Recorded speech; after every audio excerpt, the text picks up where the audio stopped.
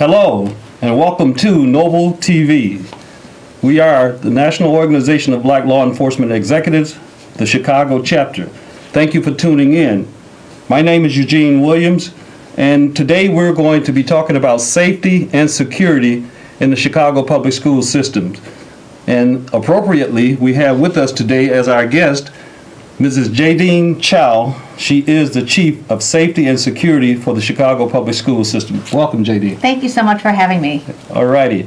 Before we jump fully into it and get engaged with Jadine, I just want to remind you that you're watching CAN-TV on CAN-TV 21. If you want to see us on the internet, you can go to cantv.org/hotline. And this is also a live show, so a little bit later we're going to ask that you call in at the number you see at the bottom of the screen there, 312-738-1060, and we'll take your calls. But we're going to get back into it right now with Jadine, and we want to start, Jadine, but why don't you just tell us a little bit about who you are and what it is that you do. Great, thanks again. So good evening, everyone. So my name is Jadine Chow. I'm the Chief of Safety and Security for Chicago Public Schools. We're the third largest school district in the country. We have close to 400,000 students, and it's a very important and I'm very privileged to be able to do this job. One of the things that we've been trying to do at CPS with regards to safety and security is we've tried to change the paradigm for how we define safety for our students. Years ago, it was strictly an enforcement as well as a zero tolerance sort of direction. A lot of school districts around the country were following that. We've since changed it to more of a supportive role where we understand that our students should be inside of the school and not suspended. They should be in the classroom and not arrested. And so through these kind of changes over the past 4 years, we've worked very hard, and through those results, we've been able to see a reduction in violence as well as a reduction in school incidents and reduction in suspensions, etc., and an increase in graduation rates, which we're very happy about. Great. So we're going to touch on some of those things as we go forward. But we know the school started just 2 or 3 weeks ago, and so what are you seeing with respect to student safety? Yes, so our students are very happy to be back in school. We're happy to have them back. So that's the first thing. Okay. The other thing that's great about safety at CPS right now is the students work really hard to do well, and in turn, the adults work really hard to build relationships with the students. Okay. And so one of the things that we saw coming in first week, second week, is a lot of the students were welcomed back by their teachers, by their principals, and their security officers.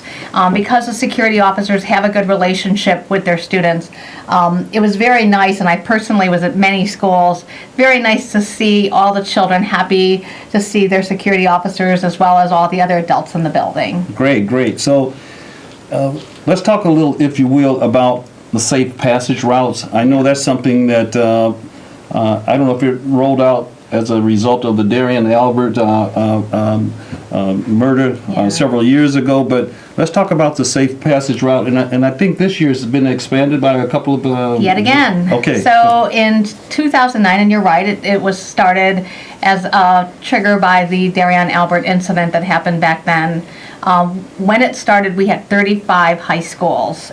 Since that time, under Mayor Emanuel, we've actually expanded it fourfold. Last year, we had 140 schools, and then this most recent fall, we increased it by another 2 schools. The 2 schools that we added were the brand new Diet High School, which just reopened this fall, which we're very excited about, as well as Al Raby High School on the west side. We have 22 community partners that we work with. Great. They employ community members who live in the communities that serve these schools. And so it's going very well, and I'm very excited to say we have not had a single serious incident involving our students while the safe passage workers were en route. Great.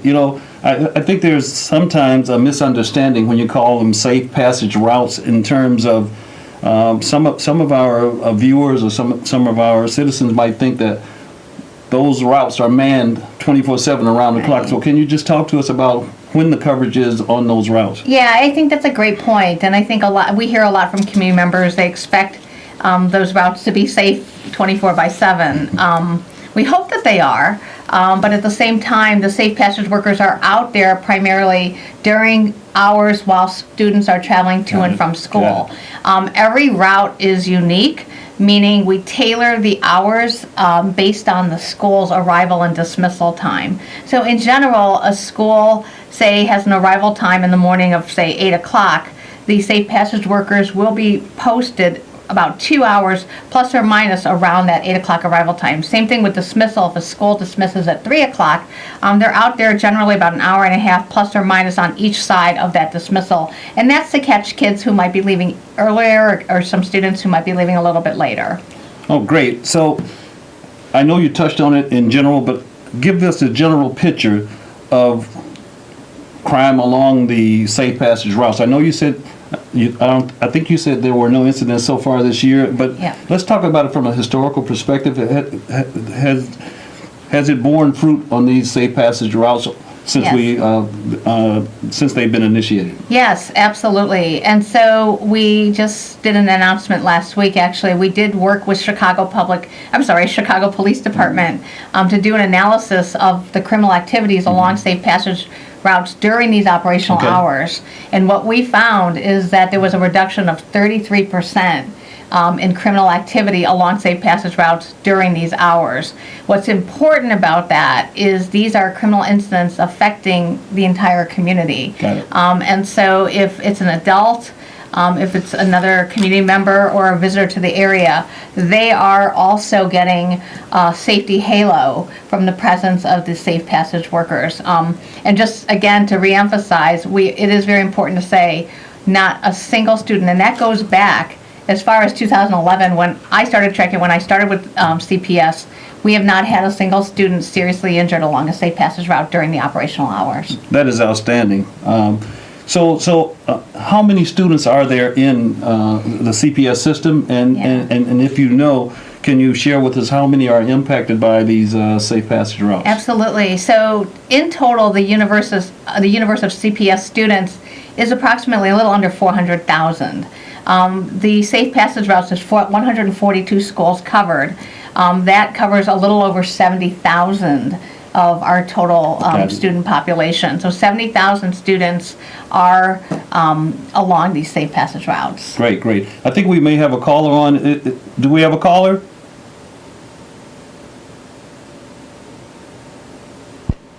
Hello. Hello? Hi. Thanks so much for taking my call. What I wanted to know was, I've read a lot from Education Secretary Arnie Duncan as well as many in the Black Lives Matter movement, and they have said that actually having police in schools contributes greatly to the school to prison pipeline, and they've been calling perhaps for the removal of police officers from schools. And I just wanted to know how both of you felt about that, and whether or not you think that actually having officers in school is good for safety, or if it contributes in some way to the pipeline I keep hearing about. Thank you for that call, caller. Well, I'll just chime in real quick, and then I'll Okay. pass it over to you. I think what you were saying earlier about what you've been doing in terms of in-school suspensions and the fact that we're not expelling students at the rate that we used to, we're not pushing kids out of school, that there are other programs that you have in place that don't lead to the arrest. But I'll let you speak on that. No, and thank you so much, caller, for that question. It's a question that comes up a lot. One of the things that makes Chicago Public Schools different from many other school districts around the country is we've worked very hard to incorporate the police officers into our school as part of the school community. And so when they're in the schools, just like all the other adults inside of the schools, they're there to build relationships with the students. And so they're not there merely waiting for an incident to happen where they can arrest the students. I think that's what a lot of people see when they look around the country, and that's a lot of the paradigm that people hold. What we're working very hard to do, and it's evidence in the numbers, and if I didn't mention it, I'll say it now, we've seen a reduction of 38% in our notifications to police. So whether we have police in schools or not, district-wide, we're seeing a 38% reduction in the impact of students being arrested and approached by police for an enforcement reason. Now, we do support having the police reach out and connect with youth, our students, again, from a supportive standpoint. And I don't know you, caller, but I would love for you to see in many of the schools that I see, the children have a wonderful relationship with their in-school police officer, and they've come to really get supported by that relationship.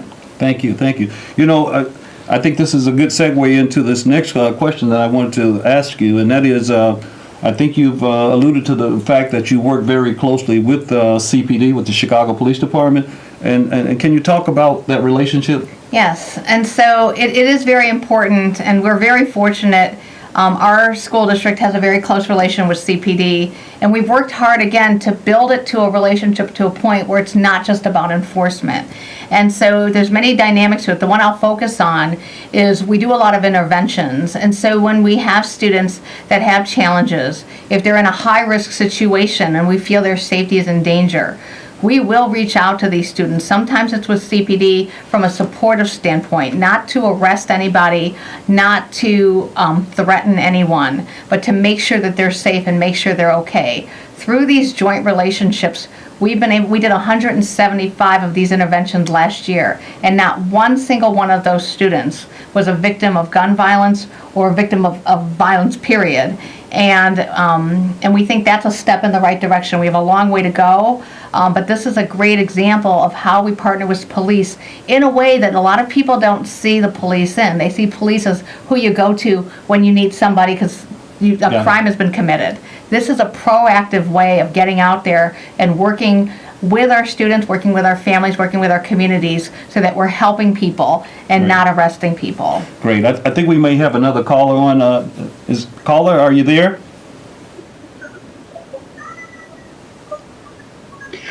Hello? Hello, caller? Yes. Go ahead. Yes. I had a question. I was trying to figure out or want to know, what does she see the future of security in CPS looking like?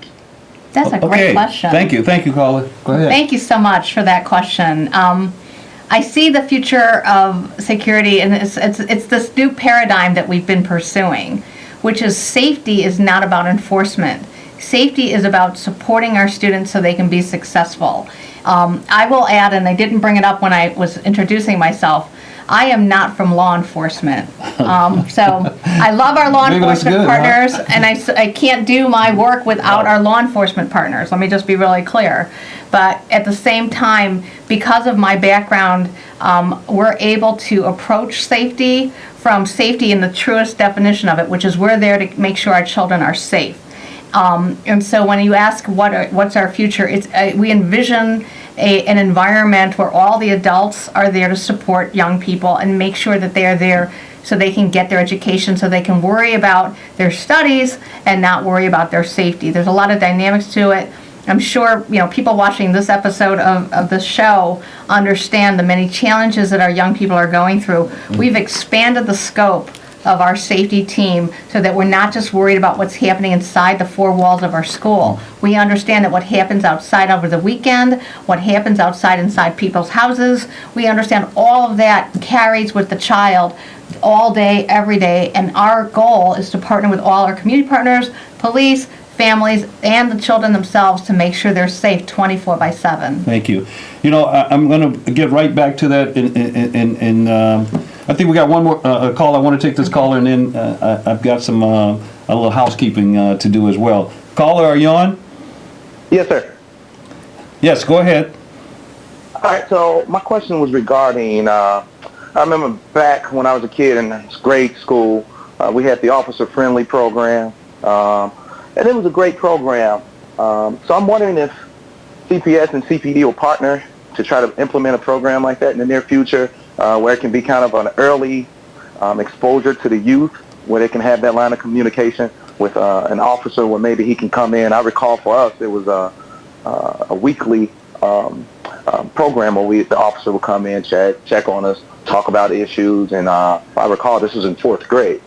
And it was just a great, relationship to build. It was at a ripe age. I think that would be something that could definitely benefit the youth. It was great. It was great for me. Okay, thank you. Thank you very much. Let me just, thank you, caller. let me just say that I think there are school officers assigned to almost every school in CPS. But beyond that, we're going to talk a little bit later about a program that Noble is working with in the schools along those same lines. But if you want to add something to that, please do. Yeah, so I love what the caller asked about because I have fond memories of my Officer Friendly when I was growing up.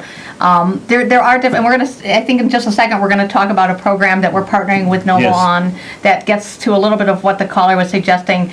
We also have been working with CPD for the younger children. It's called the GREAT program and the DARE program, where we bring officers to our children and we talk about everything ranging from stranger danger to, things you can do at home to keep your family safe, just little things. And it does exactly what the caller just suggests, which is it builds relationships. It helps the children see police officers in a different light than they might see in all the media. Right. Okay, just quickly, on our last couple of shows, we talked about the fact that we would have Jadine come and join us. We also talked about the fact that we were going to be the place to go. Noble TV here on CAN-TV 21 would be the place to go to get the most up-to-date, the most accurate information about law enforcement and about what we're doing to bridge the gap between law enforcement and the community. So with that in mind, I want to let you know that starting on Thursday, on October 6th, we're going to go to a weekly format here on Noble TV. We're going to be on every Thursday at 7:30 p.m. starting on October 6th. And on that Thursday, our guest is going to be Superintendent Eddie Johnson of the Chicago Police Department. So we continue to bring you the top people in education, business, law enforcement, community-based organizations across the board. You need to come to Noble TV here on CAN-TV 21, and you can also see us on the internet or as well at cantv.org/hotline. But I'm telling you right now, Noble TV is where you want to be to get the latest information. We've already got a commitment from many of the top officials in law enforcement. Superintendent Johnson, his entire command staff have committed to be here. We're going to have a whole host of people coming in here that you won't want to miss. So letting you know, the breaking news is that Noble TV is going to be on every Thursday at 7:30 p.m. starting October 6th, and our guest will be Superintendent Eddie Johnson. So having said that, I want to just get back a little bit, JD, and ask a question about, I know some of our viewers might want to know, do we have screening processes in every school out there, or do you have another program or plan in place where you work with the local schools to each school? So we get that question a lot, and this gets back to sort of, unfortunately, the reality of the world. In many cities around, you've seen horrible news coverage of active shooters who've made their way into schools. That's something that we have to worry about. We work closely with each individual school community. That includes parents, that includes the principal, to understand what works best for that individual school. So not every school will have screening equipment, things conventional like metal detectors, but where they don't have it, we will work to provide a solid access control plan so that there are other mechanisms in place that we train security officers on and police officers on to make sure that the schools are safe. Great, great. Now, I know you touched briefly earlier on this, the disciplinary code, and I think one of our callers, touched on it as well. But I heard there's much more of an effort to deal with in-school suspensions as opposed to sending young people home. I'm not sure, but I think there was a young person who may have been shot after they were sent home. And I don't know if that was in Chicago or someplace else. But talk to us about the in-school suspension and what it is that you're trying to do to keep students involved and keep them in school rather than letting them go home and be at their own devices doing whatever they choose. So CPS, our mission is to educate children. Okay. We can't educate them if they're not in school. And so we understand, just like many school districts are now understanding, that in order to keep them in school, we have to move away from a zero tolerance policy. We've revamped our student code of conduct, and I just want to announce these numbers just came out last week. We did an analysis of the out-of-school suspensions. We've seen a reduction of 67% in out-of-school suspensions. And on expulsions, it's even more prominent. We've seen a reduction of 74%. And as I mentioned earlier, as far as school-based notification to police, we've seen a reduction in schools contacting police for incidents of 38%. So we have a lot more work to do again, but it is very important to note that progress is there. We have the buy-in from our schools, we have the buy-in from our parents, the students are on board, and it's moving in the right direction. By keeping them in school, they can get the education that they're entitled to and can give them a bright future. Great. You know, our time seems to go so Right. fast, but can you just talk briefly about the effort between Noble and CPS? I know they have the interactive training where they're bridging the gaps and teaching our young people their rights and how to interact with law enforcement. It's called the Law in Your Community. Can you tell me how that's being received by CPS staff and the students themselves? Absolutely. And so this goes back to the question that was asked a moment ago by the caller about what are we doing to bring officers in to help build relationships. I was approached by Noble and a wonderful woman named Carla who said, we have a curriculum that can help our young people hear about their rights, but also hear about their responsibilities. At the same time, the format that they use is very interactive, and so it helps police officers work with young people in their schools, and it bridges the gap by building these relationships. It's a 10-week course. We started out with a pilot in 3 schools, and now I'm real excited. In less than a year, we are currently in 11 schools. Great, And great. it's going extremely well. I've observed these sessions myself, and they always start out the same way where the young person's like, oh, I really don't want to be here. But within midway through, they've built this relationship, and the students look forward to it, and they wouldn't miss it for anything. That's absolutely great. And see, we're all about young people too here at Noble, and I got to share with you that we have our big event coming up, which is a fundraiser that has to do with the our ability to provide scholarships for our young people out there. So our dinner dance is coming up on October 21st. We're asking anybody who wants to be a part of that to go to our website. We're on Facebook, we're on Twitter, and support us. So this is what we in turn use to provide scholarships for our young people. So please join us in that. And you know, I'm really proud of what CPS and Noble have done working together, along not just CPS, CPD, Chicago Police Department, the mayor's office as well. And I think that this is going to be something really, really big. We are now on how many schools? 11. 11 schools to start the fall with, and I know there'll be another session starting in the spring as well. So we want to continue down that road. Again, this is Noble TV, and I want to share with you that we absolutely are going to be doing the weekly show starting on Thursday, October 6th, where we are going to have a weekly show every Thursday. We're going to have a lot of guests that you want to talk and call in and want to hear from them as we talk about some of the topics that are going to be coming up. So we want you to be tuning in to us. We've made the promise to you that we're going to be the go-to place to get your information. And so we definitely want you to join us. And so, JD, I know there's a lot of things that we're not going to be able to cover in this short segment. So I just want to say, you know, I hope that we'll have an opportunity to have you come back again and we can talk about the progress. We can look and see if we've borne fruit with all of the things that we're talking about. You've given some really big numbers there in terms of the fact that kids have been safe. There's been no major significant incidents on you know, school property. Safe passage is going well. So I think our viewers are really pleased to hear that, you know.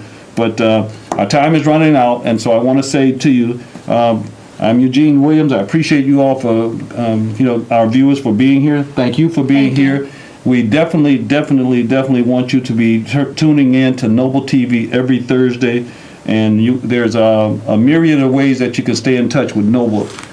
So please go to our website, go to us on Facebook, on Twitter, call in and join in with us as we try to be the conscience of law enforcement And that's what our goal is, as we try to bridge the divide between the community and law enforcement.